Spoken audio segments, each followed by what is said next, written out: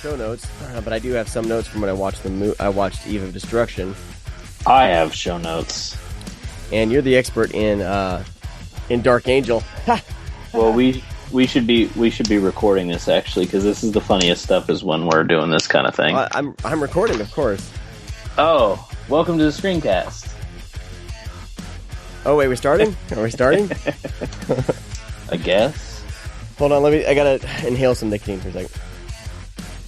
Are you electronic cigarette? Yeah, I vape. You what? I vape. That's what they say out here. We are recording this, right? Yes. Is this going on the podcast? I can if you wanted to. I don't care. Yes. Crap. We'll anyway, so you make fun of me vaping? Well, dude, you shouldn't call it vaping. The vaping sounds a lot like raping. Oh, shit. So, I mean, just think about, like, if you're in the midst of a conversation with somebody and you're like, dude, I was vaping yesterday. Somebody could hear I was raping yesterday, and that could get you very, very hurt, Sean. I didn't make it up. It's, there's a whole, subculture down here, I guess. Well, no, it doesn't matter if you have to make it up. You still use it. You don't have. It's not that you're accused of making it up. You're actually using the term. Let me electronic cigarette-ize. Right? You can just say smoke because it's still what you're doing. And don't be all pretentious and say it's not smoke. It's not really a cigarette. No, it's vapor. It's water vapor. It's I can vape indoors and no one will care. It doesn't matter at all. No, it just gives an excuse for more douchey behavior. I don't have a problem with e-cigarettes, but I have a problem with people that abuse the e-cigarettes. Yes, and I actually on my last little plug action going on here, my Geek Couch Fireside Lounge podcast that I do. Fireside Lounge? It sounds like you're giving massages. Vocal massages for your eardrums. I just felt my eardrums rumble. We actually talked about it, and it's same kind of thing. Yep. In a movie theater, hell no. In a restaurant, no. Do it either in your home or outside. Like go with all the smokers, go outside, treat it that way, and you're good to go. Pretend it's a cigarette. That's all you have to do. Pretend it's a cigarette. I mean, you can do whatever you want with it, but just don't be blowing the smoke in people's faces. Don't be an asshole. Exactly. Or don't be a douchebag. Right. All right. Let's kick this thing off here. Welcome to the ScreamCast, everybody. I'm your host, Sean DeRigger. And I'm the co-host, Brad Henderson. You need to sell it more, man. You need to be a little more confident here. I'm the fucking co-host. I'm the fucking co-host over here. Hey. Brad fucking Henderson, huh? There you go. I don't think that sold anything. I thought we just lost 5 listeners. Yeah.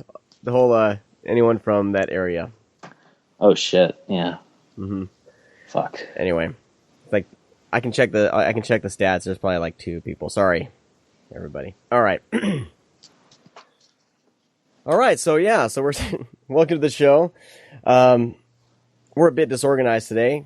And we're disorganized every fucking time. I know, and I always try to make an excuse for it, and it's there's no excuse. That's just the way it is.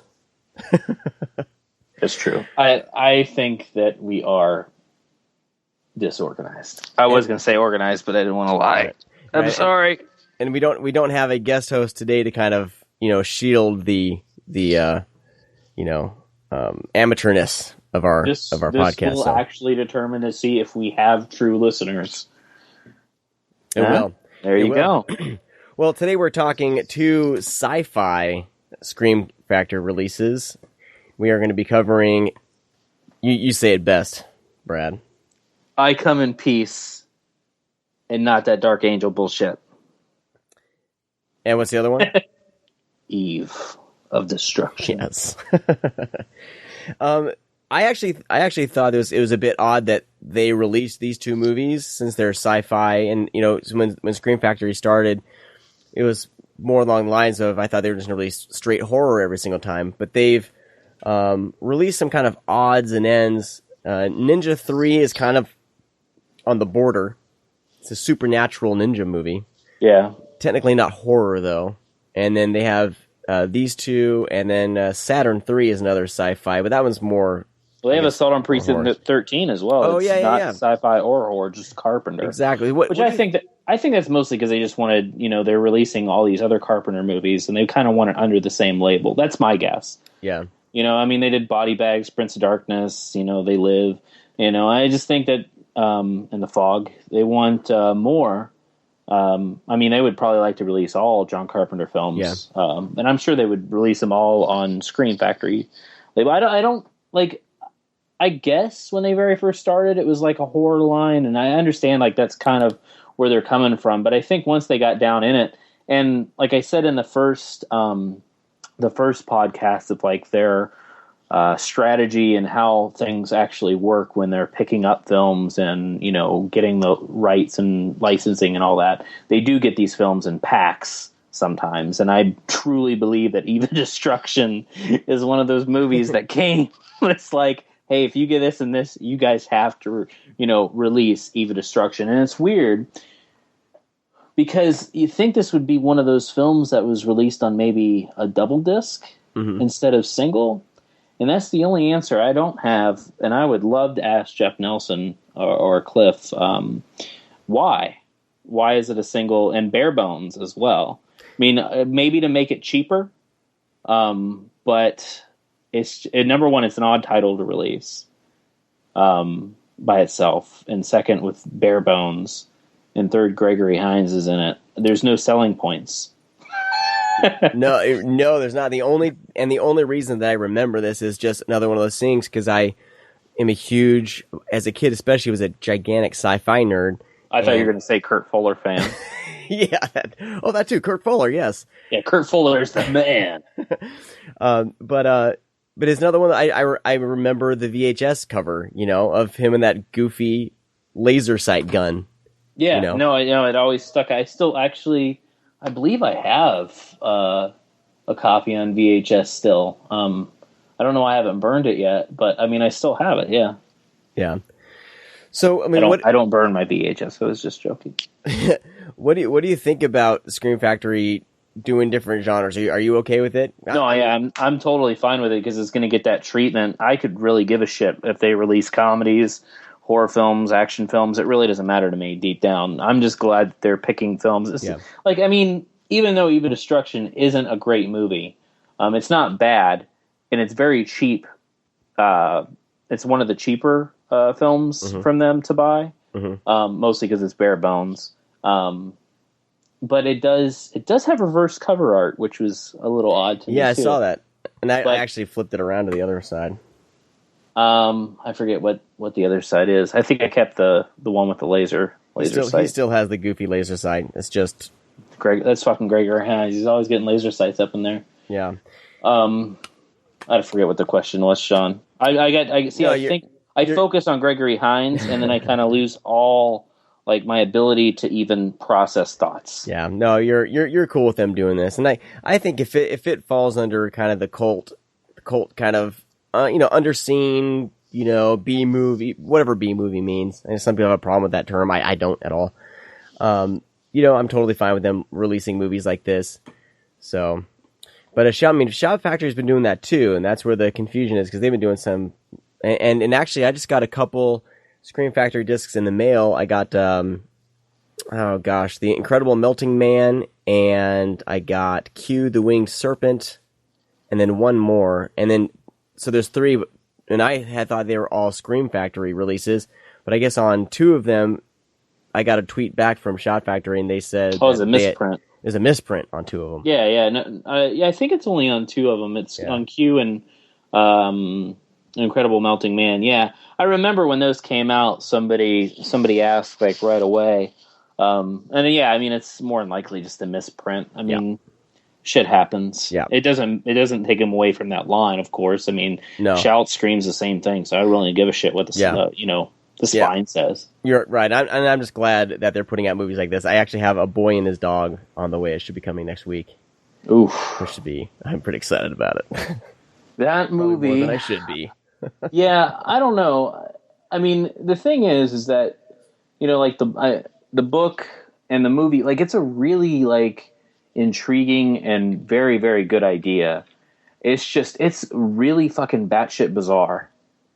and just the fact of, because what it's about. Like the dog has right. The dog can sense women, and he's basically and he can talk to the kid, and basically Don Johnson is going around screwing these chicks that the dog's getting him.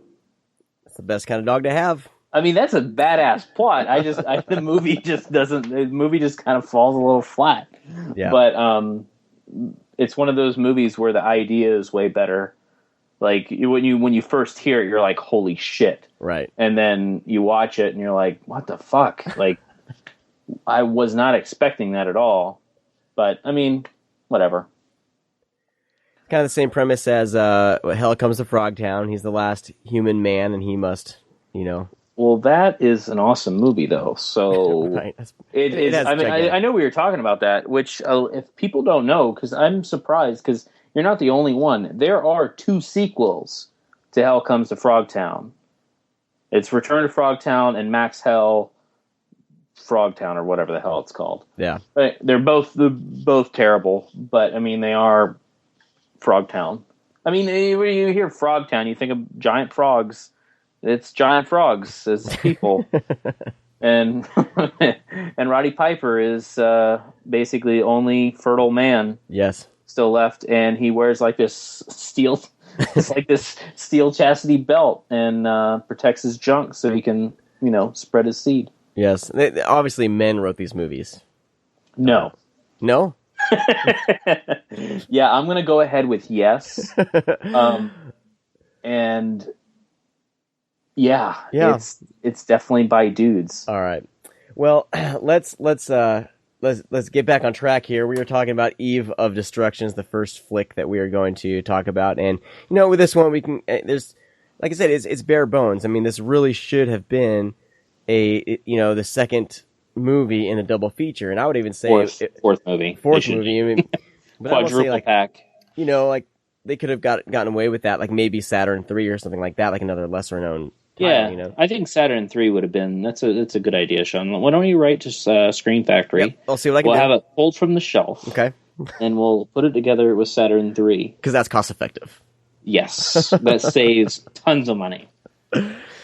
So we got Gregory Hines starring in this one, and this is basically kind of a take on a Terminator movie, right? So there's it's a total Terminator. Female android played by Renee Sautindzic. Do you realize you're not allowed to say... I thought we talked about this where you're not allowed to say people's names anymore because you always kind of fuck it up. I know. This isn't the first time. This is like the fourth time during the show. No, I do it all the time. And on my other podcasts, I always do it too. So it's my thing. Okay, I think I'm gonna trademark that. Can I trademark that? And I'm even using trademark wrong. I can't pronounce her freaking last name. Okay, it's she's Dutch, and basically the plot is this scientist creates an android version of herself. The android Eve 8, or is it 7? It doesn't matter. It doesn't matter. It's 7 or 8. Okay, she creates this android version of herself. For some reason, it goes into a bank. Shit goes down at the bank. People get killed. She gets shot. She goes crazy and decides she wants to kill people. Bam. Is that fair? That's a fair assessment. Dude, I think that if you walked into whoever the hell thought of producing this movie, I think that's the exact pitch that they probably used. Right. But honestly, you could say a ripoff of Terminator, but I'd like to say this is a ripoff, and the fans out there will know what I'm talking about, Lady Terminator. Holy Lord. Because Lady Terminator is a lot better than Terminator. No, if you haven't seen Lady Terminator, and Sean, I don't know. It's on my list. Dude, it is unbelievably awesome. And that would be like a great Scream Factory release just because it's so batshit. See, they could have done a double feature with Lady Terminator. Ooh, I need to get hired over there. I need to. That's like a 10 disc set Lady Terminator. Boom. Sell $100 on the shelf. Boom. Sold. Box set. But yeah, I mean, Eve of Destruction is pretty much running off. I mean, because there was a lot. I mean, when Alien came out, there was a bunch of Alien ripoffs. And when Terminator came out, there was a shit ton of Terminator ripoffs. And Eve Destruction was kind of like a new spin because they were putting it as Lady Terminator wasn't that popular over here, of course, and I think it was made in the Philippines as well. It had some American actors, but aside from the point, like they're putting a woman in the lead role as kind of the android, trying to put a new spin on things. It just, and then using great, like, any action star. Why the hell would you pick Gregory Hines? That's what I want to talk about Gregory Hines here, because in '88 is 1980 when this world came out, when this movie came out, and he had starred before and earlier in the '80s in Running Scared with Billy Crystal, which is a decent movie. Like, it's fun, right? Yeah. And then in Mel Brooks' History of the World Part 1, right? He was in there. Yeah, no, he's always kind of been like this, this comedy and dramatic actor. He doesn't really step foot as an action. He can't sell an action movie. It's kind of like what they did with the movie Predators, right? With Adrian Brody trying to play an action star. I don't know. Except Adrian Brody isn't funny at all. Right. No, I understand. But it's this type of miscasting. No, yeah, I don't know. I don't know if Adrian Brody would be the best comparison, because Adrian Brody is an all around good actor in my opinion. Like he can pretty much. The only problem is thinking of Adrian Brody. When I always thought of him, he's a skinny toothpick. Mm-hmm. But I mean, he really did beef up for Predators. Yeah, I could admit. I admit they could have probably chose someone that more wanted to look the part of like an Arnold Schwarzenegger Dutch type thing. Uh-huh. But I don't know. I that movie kind of blew no matter what. So I don't know if it really matters. Now, if they put Gregory Hines as the lead, then yeah, that would be a total flop. I mean, the funny thing is here, at least Gregory Hines wasn't doing the "I'm a tough guy" action voice, because Adrian Brody did that all through Predators, and that annoyed me to no end. Instead, Gregory Hines just talks loud all the time like this, just yelling, right? Well, I'm really glad that you backed away from the microphone so there wasn't a blowout, and you basically lost all listeners. Well, I mean, he's yelling his lines throughout the entire movie. There's no denying that. Maybe he's deaf. You ever think of that? Well, I don't know. Like, the best part of Eat a Destruction is, like, I know people laugh when you say Kurt Fuller, and maybe people don't know who Kurt Fuller is, but you definitely know him by looks. And I guess the best thing that he would be known for would be Wayne's World. He was kind of Rob Lowe's, assistant in Wayne's World. For some reason, I can't think of his name in Wayne's World. It was Wayne's World. I can't remember either. Well, anyways, he's in Wayne's World, and when you see him, you'll know he plays in a lot of comedies. I made a note here. Basically, in every movie he's in, he's pretty much like this sleazeball, slimy guy. Yeah, no, he's a good, like, sleazy, funny guy, and everything that he says, it's just I can't remember any of the dialogue because I remember watching the Blu-ray when it first came out, but I did not rewatch it. So I saw it a while ago. But some of his lines in this movie are just completely ridiculous. Like, the writing in this movie, it's really hard to fathom that someone sits down and write. Like, you can write it, but do they read it back to themselves is my question. Do they actually have, like, table readings of where, hey, I'm going to say this, and they hear it, and it's like, oh, shit, no, do not say that, because that sounds terrible. But it's just, I don't know. But anyways, it's my rant on Kurt Fuller's lines. Yeah. No, he's one of those guys when you see him, you're like, oh, this guy, I kind of like this guy in a weird way, but he's good. So the movie was directed by Duncan. Oh God, stop! No, but I'm going somewhere. He basically didn't do anything. What do you know why he didn't do anything after that? Oh, did he die? Because he died 2 years later. God, dude, you bring every time someone has died that we speak about on this podcast, you want to bring it up so you can bring everybody down with your death. No, and the reason why I wrote this down because like, okay, this movie's not the greatest, but at least it showed, a little bit of promise that maybe this guy can actually do something, But I guess he was in 1993. There were some Southern California fires, and he had gotten out of the area, but allegedly, based off what I read on IMDb, okay, so take it with a grain of salt. Allegedly, he went back to rescue his cat and died rescuing his cat. Jesus, dude, I thought you were gonna give me some kind of goofy thing that's sad as shit. Oh my gosh, man. You're just bringing me down right now. That. Now I love Eva Destruction because this guy loves his cats. He loved his cat. He went back for his cat, and the cat. But it's dying a heroic death. Well, the cat survived with, I guess its ears burnt off, but the cat lived. The cat lived and he died? Yes. Jesus, dude. Yeah. All right. You know what? Death's a part of life, Brad. You really need to realize that. Yeah, I know, but I mean, number one, that's heroic, and that's just that guy's a badass. But see, here's the difference between you and me, Brad. I say fuck the cat. All right, I'm gonna get out of here. More listeners lost. I'm just gonna get out, and the cat's on its own. Cat's on its own. I'm alive. You know what I'm saying? Oh God. All right, moving right along. we need to move on. I'm to be fair, I am an animal lover. I do love animals. We have a dog. And bullshit.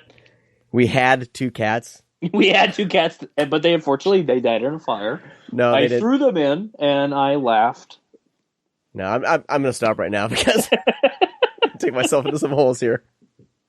Yeah, just you're not digging yourself out. I'm a realist, people. Okay, humans are the top of the food chain, unless you're in the water and there's a shark. But or in the jungle and there's a panther. But where we're at in the suburbs, humans are the top of the food chain. Okay, so if it's between me and a cat, I'm gonna save my own ass. What does that have to do with the food chain? The cat's not trying to eat you. I don't know.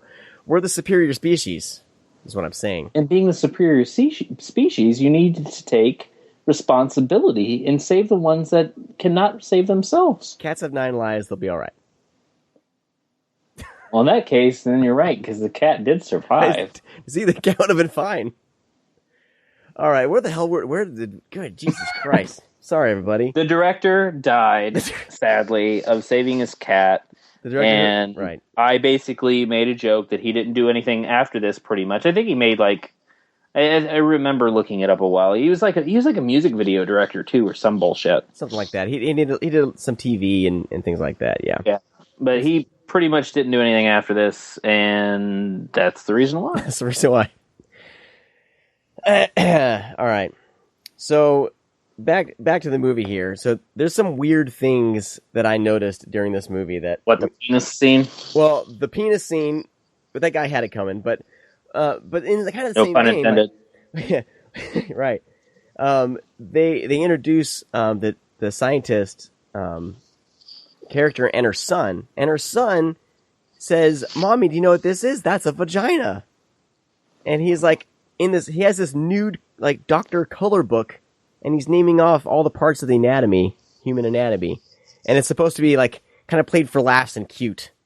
You know what I mean? Yeah, I thought it was very cute. I thought it was just weird. It's better than fucking visiting hours.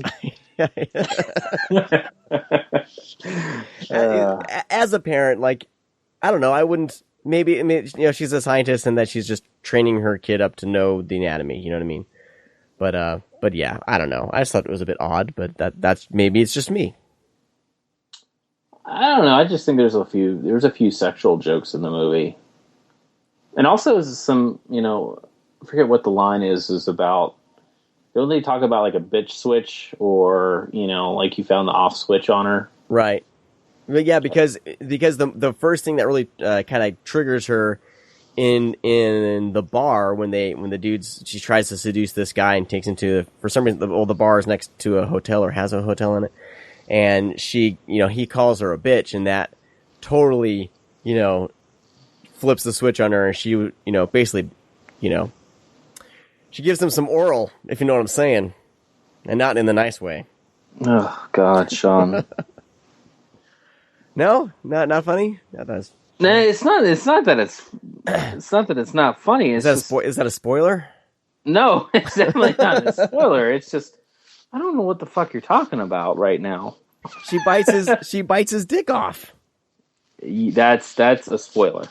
Damn it! See, that's the spoiler. And we will say that since we've done that, and I think Brian Sauer actually gave away kind of last episode. He kind of hinted at what happens at the end of Bad Dreams. Oh, I know, and I was trying not to too, huh? Yeah, he said something that as he said, I don't want to spoil anything, and then he said something, and it was fine. But later on in the episode, he said something else that totally gave away the end of Bad Dreams. And if you haven't listened to it, I'm not going to say it. But we are going to try to make this podcast spoiler free. We try to. Yeah, try to. I mean, there's going to be certain things that we're not going to be able to hold back because, especially if it's a guest or something like that, we're talking to, if we want to ask a question on a certain scene or something like that. This is my serious voice. I'm speaking seriously right now. Okay. But anyways, we will try to be spoiler free. Other than that, Sean just gave away the ending of E Destruction is a big oral crunch. That's definitely not. I don't think it really affects the plot. It's just, But anyway, all right. Eva Destruction. Was it like always like $11.99 or something? Yes, it's like when I got it, like $13.98 or something like that. So yeah, it's it's under $15. It's way too much for E Destruction. It is, which is why I'm saying this would be a perfect second movie on some double feature, because you get no special features, no nothing. The transfer on this is okay, for these movies. I don't think there's any cleanup done. I think they just took whatever master was laying around the MGM studios, and Well, I'm sure they touched it up a little bit, but yeah, it's one of those things where more than likely they didn't spend a ton of time on, mainly because it's just one of those things that, why spend the money and waste, I hate to say waste the time because it's a film, but, just working as hard as they do on some of this other stuff. So this is more or less one of those, subpar releases. Yeah, and it makes sense that this is something that they got as a part of a package, because they just kind of, it's it is a fun title for them to have in their catalog. Because when I first saw Eva Destruction, my first reaction was, "Holy shit, they're putting out Eva Destruction." Oh, it's the same way. Yeah, as soon as it was announced, I was like, on Blu-ray? Like, you're getting this on Blu-ray? Like, why didn't they fucking take off the outing on that, or the Vagrant or Cellar Dweller, and slap this on a DVD and give one of those a single Blu-ray release? Yeah. That's another question I'm going to ask them. I mean, I would rather write these questions down, Scream Factory, I'm going to question you. Yeah, I mean, I would rather have the movie Arena out on Blu-ray than, I would jump at that. The biggest donor for Arena. It's fucking awesome. Anyway. Yeah. Did I tell you about that, or did you discover that on your own? I think it was late one night, and I was perusing through Netflix after about 4 beers, and I saw the poster, and I went, "Holy shit, what is this?" And I put it on, and I did not stop watching it. I think I had Arena and Robot Jocks on the same VHS that my mom recorded on. Sweet. That's a good double feature. That is. So, Scream Factory folks, I really hope you are taking notes, because we're dishing out golden ideas. All right, well, let's. I think we've talked Eve of Destruction. Pretty much talked it out. Let's go ahead and take a break here. Musical guest. Musical guest. We got to do this. I can't wait. Who is it? This band is called Memphis Mayfire. They're out on Rise Records. The album comes out on the 25th of March. Song I'm going to play for right now is called Beneath the Skin. You're listening to the ScreamCast.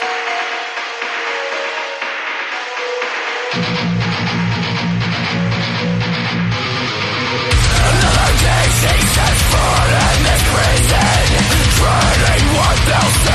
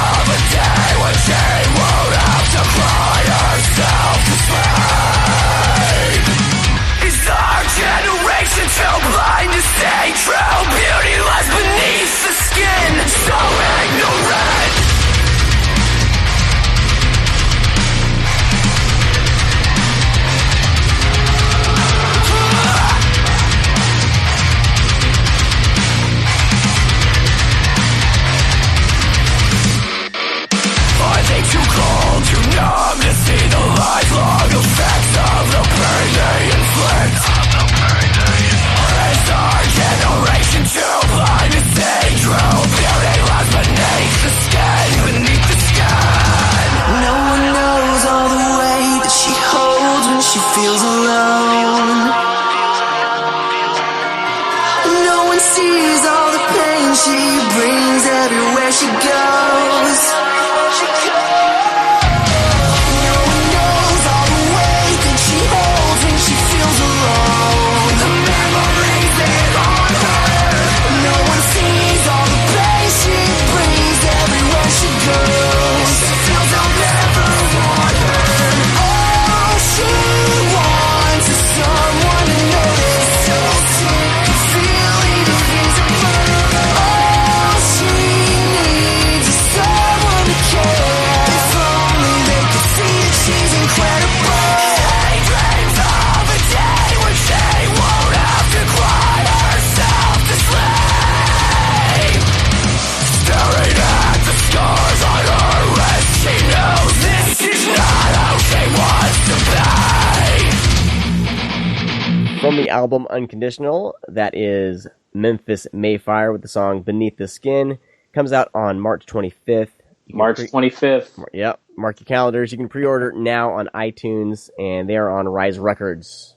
So, Rise Records. if you dug the song, check it out. If you hated the song, it's only one song in an hour-long podcast. Okay, get over yourself. Yeah, but how long is the song? It's like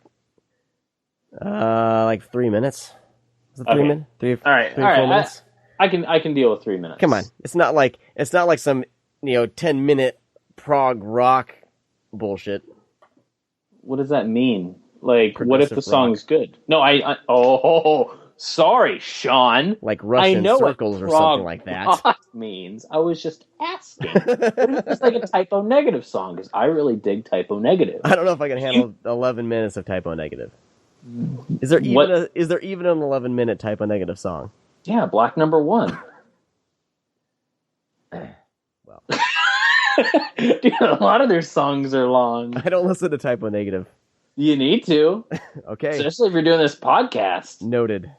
I must check out Typo. I mean, I've seen, in school I saw like stickers and people, drawing Typo Negative logos on the backs of their books. All the rebellious kids who dress in all black.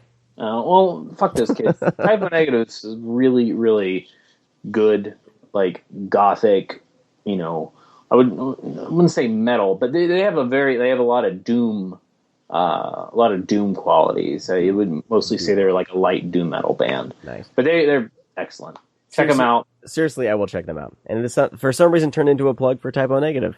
There you go. I'm a big Typo Negative fan, so there you go. That's the reason why. Sweet. Speaking of being a big fan, you've seen our next movie like 3 or 4 billion times. Yes. We're going to talk about I Come in Peace, a.k.a., as you other losers know, Dark Angel. Do not call it Dark Angel. Please. Let's dive into that first. Now, do you know the story with the title changes? I've always known it as I Come in Peace. I remember seeing the movie trailer for when it was initially had its initial release. I think I know the story, but you probably do, so I'm going to ask if I'm right. Yeah. When it did a theatrical, it came out as Dark Angel. But when it went to video, and because it kind of bombed, of course, when it went to video, then it became I Come in Peace. But many people know it from video and not from theatrical because it was a very small time. So that's the reason why I think. Am I correct, Sean? I think you're in a sense correct, but it was released overseas first. So it's European title, and the title that it was initially released as was Dark Angel. And then when they brought it to the U.S. for the U.S. theatrical release, for some reason, I don't even know why, they changed it to I Come in Peace. And because I remember seeing the movie trailer, the theatrical trailer, like on TV, and I distinctly remember them calling it I Come in Peace, because I'd never heard the title Dark Angel before.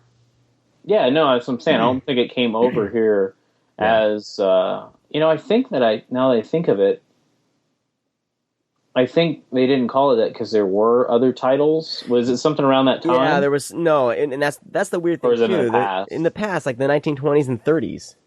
So it's like, why the hell do you guys even care? Yeah.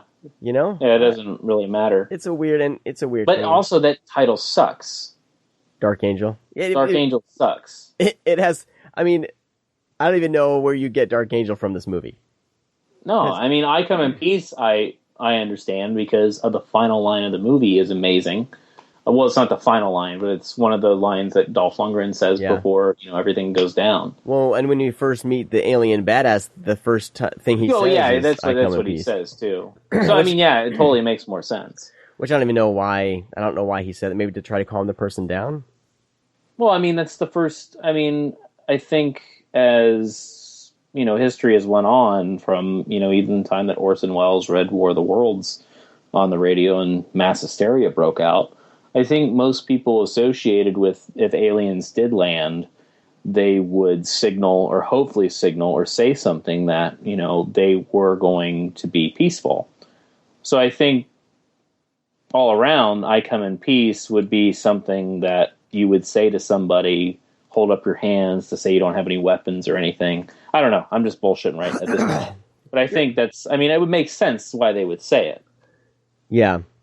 So the plot of this flick is fucking ridiculous and amazing. Can you explain the plot, Brad? Go for it. Yes. I Come in Peace is best way to put this. There's a cop who basically goes against the book for everything, and he is Jack Kane, who is played by the amazing, talented, and actual smart.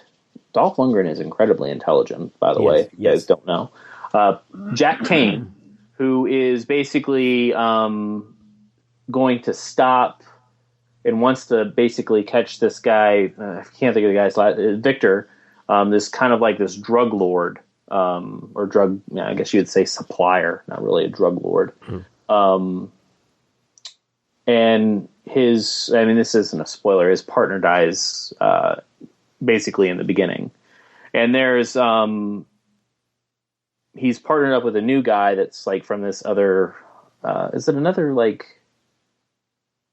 doesn't like the FBI come in and give him? Yeah, I think it's the FBI. Yeah, it gives him awesome. I forget his actor name, but it's Brian Ben of Private Practice. Brian Ben. That's his name.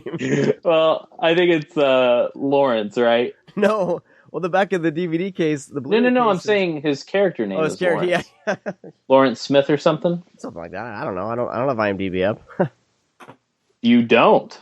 I don't actually know. Oh. Well, anyways, basically this alien comes to Earth, basically getting ephedrine, or what's the drug that he's pulling from the forehead? He basically ODs them on heroin, right, and pulls out it says whatever endorphins is what the back of the box endorphins says. Yeah, that's right. I don't know why I said ephedrine. Basically pulls the endorphins as a supply to, that kind of gives the movie away, what he's supplying. But basically this alien is injecting people with heroin basically to get these endorphins to supply what he needs, which is fucking crazy. Yeah. Like as a plot, like thinking of why the alien's here. It's not for, our water or our food or for our land. He's here to pull, endorphins from us to basically supply what he needs. And it's ridiculous. And it's just, it's such a bizarre plot, but it works because, you have these drug cops that are, finding these, these junkies, these mysterious deaths of people. And they all have this puncture mark in their forehead. And it's pretty excellent. Yeah. And that's like, I think I totally butchered that, because trying to basically explain the plot of I Come in Peace is very, very difficult. Yeah. Because I thought I would be able to do it like that, but then I started thinking about it. I was like, holy shit, this movie is really bizarre. It's crazy. And the bad alien, whatever his name is. Oh god, it's something ridiculous. Don't even try it. He's played by Matthias Hughes. Oh, that's right. I thought it was something crazier. But there you have Matthias Hughes. Good job. Who also, awesome. His name is Talik. Talik, his alien name. Now, I want to know where this guy came from. I want to say one of these guys was an actual like football player or something like that, like an athlete. I don't know if it's him or another guy. I was trying to remember from the documentary. One of these guys was an actual athlete. But well, I know that Hughes was in a lot of if I remember correctly, he was in kind of a lot of action movies. He's like a black belt or some bullshit. Yeah, something like a kickboxing or something crazy. Yeah. Yeah. Yeah, but he's awesome in this, and I feel like for me anyway, this was. Oh, he's a great alien. He reminds me of Vigo from Ghostbusters 2. That's kind of like his stature and kind of the overbearingness that he has. That tall, blonde-haired guy that you really don't want to fuck with. Yeah.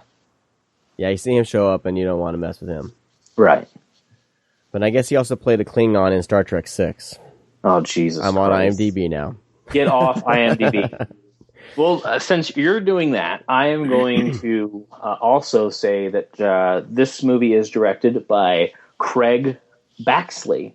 Baxley, I believe it is, who had this 3-film streak that includes I Come in Peace. He did Action Jackson with I forget his name now. Gregory Hines. I'm just kidding. Dude, don't even play. Don't ever do that. You can't do that to me. Don't be thrown. It's fucking Carl Weathers. I almost said his fucking name in Predator. But anyways, Carl Weathers and the beautiful Vanity, who Vanity also plays in Never Too Young to Die with John Stamos, that you should really check out because it's fucking fun. But he did Action Jackson, and then he did, I believe his next one was I Come in Peace, and then he did the amazing, beautiful film Stone Cold with Brian Bosworth. That was amazing. Lance Hendrickson, William Forsythe, like basically this dude goes against he's this gang of bikers. That's awesome. If you haven't checked out Stone Cold, yeah, if you haven't watched Stone Cold, you're missing out. Yeah, anything that Brian Bosworth did in like Out for Justice and shit like that. Brian Bosworth was a great action star in the 90s. Yeah. End of story. And his mullet was to die for. Right.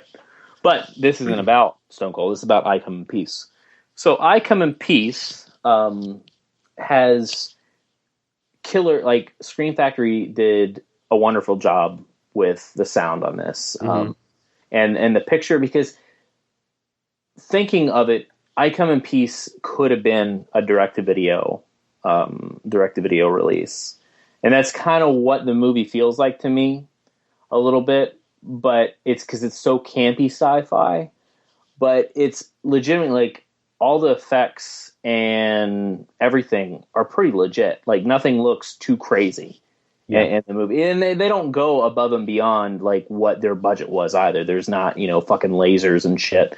The gun is fucking ridiculous though, because the gun that the alien carries, Talik, and also the other, because there's another alien that's involved. It's actually like military.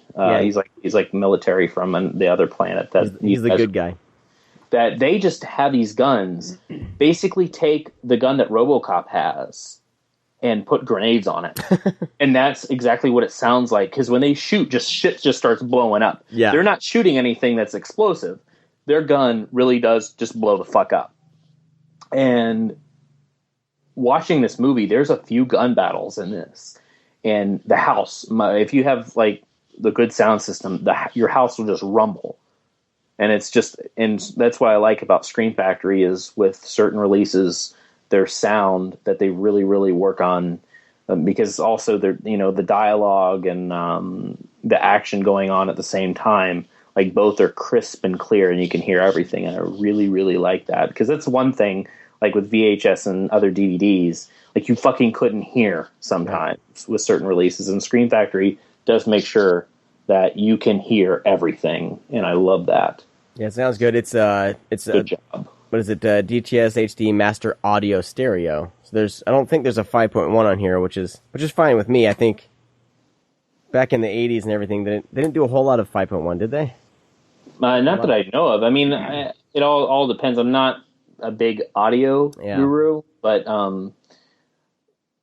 like I know that a lot of things, older releases, some things that Scream Factory does, it only is 2.0. Maybe that's all that's available, but I mean, even with these other companies like Scorpion releasing and Vinegar Syndrome, pretty much everything is like 2.0. Yeah, and I think with some of these, if it has a 5.1, like I think the original Terminator was stereo, and they tried to do some sort of 5.1 mix, and it just doesn't sound right. Like the stereo track is the best soundtrack to listen to, like on the original Terminator.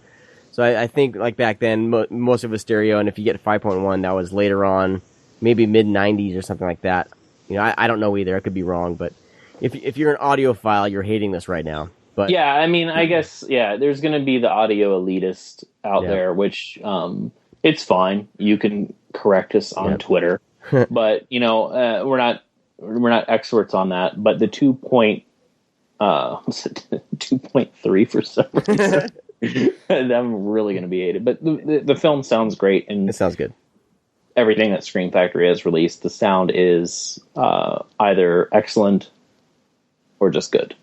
Yeah. So boom, there's no bad. This Scream Factory release here has one documentary on here, and on the back it's labeled as interviews, which kind of caught me up by surprise. But when I actually started watching it, it's an actual documentary. Boom. What did you think about that? That was okay. I mean, it's nothing to write home about. It was okay. What did you think? I thought it was good. I mean, it was informative, Sean. it was all right. But, it wasn't anything. I mean, it was fun because this is a movie that I never, I remember it had a theatrical release, and then I remember it came out on VHS. I never got around to seeing it, so it was kind of fun to see Dolph Lundgren kind of talk about it, But as a special feature, it's all good. I mean, See, my problem is that I would want to watch the documentary, but then I would just feel that I needed to watch I Come in Peace again. You're probably better off watching the movie again. It's really hard for me to actually watch anything but I Come in Peace. Yeah, but it's fun to see Dolph Lundgren kind of reminiscing about the movie, and that's where you get kind of more information about about what's his face here. Shoot, Craig Baxley. Well, I'll give you some information on Craig Baxley. Oh, Matthias Hughes. Matthias, yes, and so it's fun kind of learning about him a little bit. So, tell me some. Oh, he was like I think he still is. Like he's a huge stunt coordinator for a bunch of shit. Okay, like, he's a stunt man, I believe, as well. So it was kind of weird. Like he stepped foot into this. He came out of the stunt thing, did some movies, did some TV. I mean, he's still active today. Mm-hmm. Nothing major. But yeah, it's just it's kind of funny to see people do that, even if it's an actor become director, Ben Affleck, he's been an actor for so long, and then he starts doing movies, and it's like, holy shit, Ben Affleck is a fucking crazy awesome director.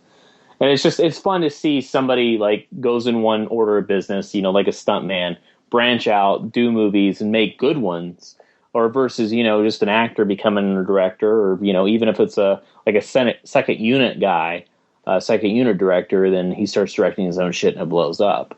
Mm-hmm. And I think it's cool, especially, this guy is a dedicated stunt man.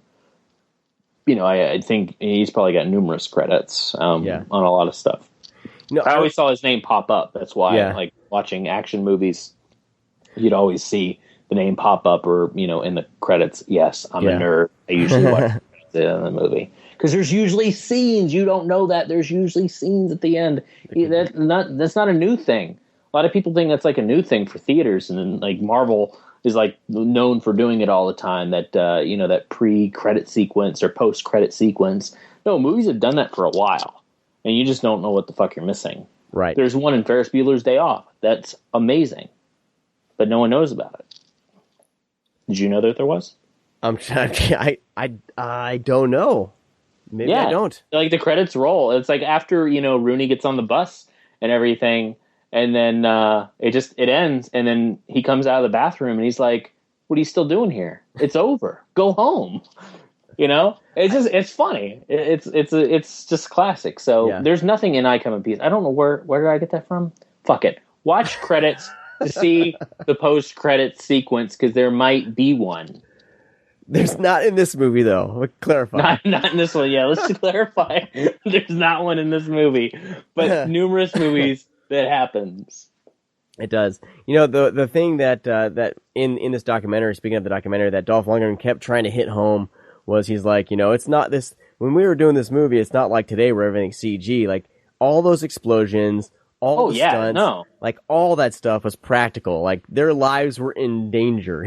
Well, that's what I'm saying. That's what's so great about this movie because it's in a sense it's timeless because of the action sequences. Like they had that budget, probably a few $1 million. They kept in that budget. They didn't do anything fucking crazy with aliens. They didn't do any crazy bullshit. They stuck to their guns, like literally, and blew shit up and did all practical shit.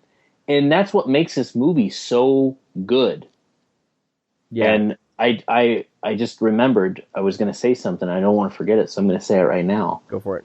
I Come in Peace, trust me, is a great movie, and you should watch it. But I've always paired it with another movie because they feel so similar and they're nothing alike. Well, kind of, they are a little bit alike, is Split Second.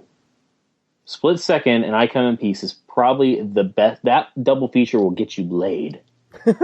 Like, if you have a chick over, if you have your little lady friends, like, you can have more than one lady friend, you're going to get laid by one of them or all of them if you show this movie and Split Second back to back. That's a tall order. Fact. But no, it's a great pair. And that's not... Scream Factory will not be releasing Split Second probably on Blu-ray. They've already said no. So we can kind of just all sigh. Is Split Second even out on DVD? Is it? Yeah. It's probably a crappy transfer though, right? No, it's actually a really good transfer. It's actually, well, I don't know. Let me take that back. I sold mine a long time ago. Yeah, I know. Well, the thing is that I had like 3 copies on VHS, and I kind of still do for some weird reason. I don't know. It was just one of those things where I was younger. I had it. I did the same thing with Demon Knight. A lot of people don't know this, but Demon Knight originally, when it was released on DVD, it like went for like $80. It was crazy. And then when it got re-released, of course, it went down. The same thing with They Live. They Live did the exact same thing. They were like those clamshell DVD cases. Yep. And I had those because I would like go to Kmart and just buy like whatever came out. Kmart was right by the house, and they usually have like movies like that all the time. And I saw that it was selling, and I sold it, and kind of regret it. You don't want to know how much this is worth right now. Ugh. It's out of print. Yeah, of course. It's been out of print for a long. It's being sold used for $100. Yeah. New for $389. I sold mine for about $50. So Scream Factory or Shaw Factory, come on, give us Split Second. Come on. No, they can't. They can't. Somebody. I don't think they will, because I think whoever owns like HBO Video still actually has the rights to those. Well, they're douchebags for not. Same thing with The Hitcher. I think The Hitcher's like that, to be honest with you, if I remember correctly. So we're not going to get The Hitcher on Blu-ray. Oh, but we got the remake, so... Yeah, I'm a big fan. I'm just going to sit right down and just tell you guys, I'm a fucking fan of that remake. And I know I don't understand the hate for it.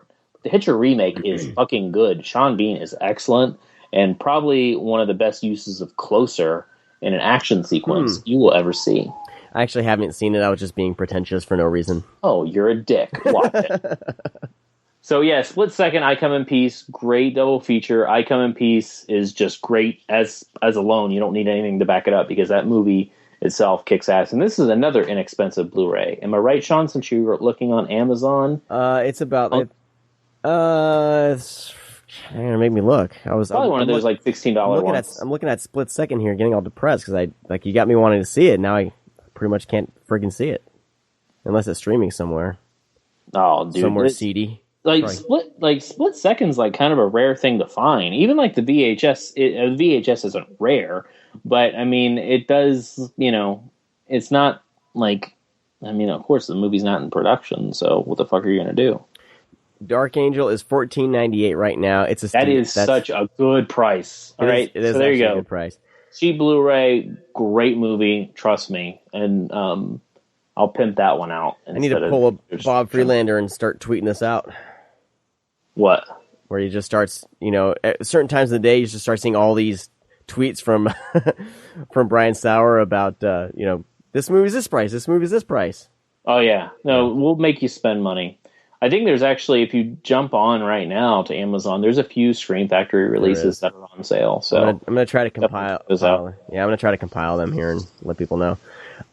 Did you know, Brad, that there's a website called IMFDB, and that stands for the International Movie Firearm Database?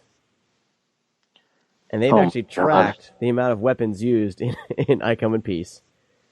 We have 3 submachine guns, 7 pistols, 3 revolvers, and 2 shotguns. And yes, they do list the alien pulse weapon, which is a converted Calico M950 as one of these submachine guns. I knew that. Did you? Yeah, I actually did know it was modified Calico. I did. I just wasn't, talking about, the guns. Yeah. I was talking about the guns. I should have mentioned that. Damn it! You stole my thunder. I did. I'm sorry. So this database is pretty impressive. It's if you're anti-gun, you'd probably be like, oh my gosh, they're talking about guns here, but glorifying guns. But it's pretty awesome. Is there people like that? There is. Yeah, I see them on Facebook all the time. Oh. But yeah, it's pretty awesome, and they have frames from each of the scene where each of these weapons is used. Wow. With a picture of the weapon. That's pretty fucking cool, actually. It is. Internet actually paid off a little bit. It did. It's like IMDb, but with weapons. There you go. Boom. I see a Brian Benben. What a funny name. I wanted to talk about him for a second because Dolph Lundgren's like 6'5" or something, right? The dude's gigantic. Yeah. And Brian Benben is like 4'5" or something. The height difference between them is ridiculous, and I'm wondering. They probably did that on purpose. Yeah. But well, dude, there's that line where they're like, after all that shit goes down, they're like in Dolph Lundgren's apartment that looks like really really nice. That he even says, I wouldn't expect this. Yeah. And they go into the closet and he hands him that jacket and he said, hey, it fits, and he's like, it should. Dolph Lundgren says, it should. It was mine when I was 12. Right. Yeah.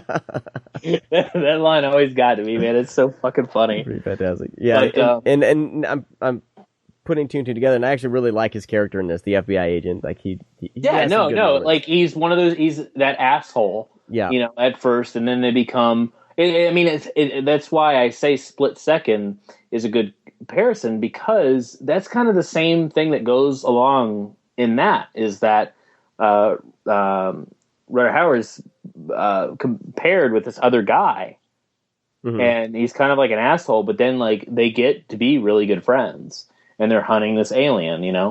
Yeah, that's a serial killer. If that plot doesn't sell you, I don't know what the fuck will. I don't know, man.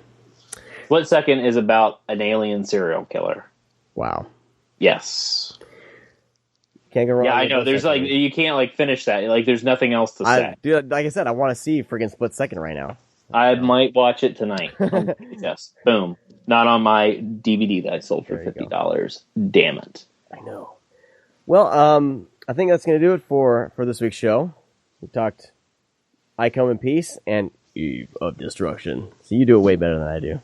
Eve of Destruction. Yes. Yeah, but see, that's like not the highlight of the show, though. I mean, it's I Come in Peace, Sean. It is. We'll say Eve. Oh God. No. Show's over. Hey, I wanted to ask you this. Why is I in quotes in the title? Do you know? It's a question. I don't know either. I just think that's funny.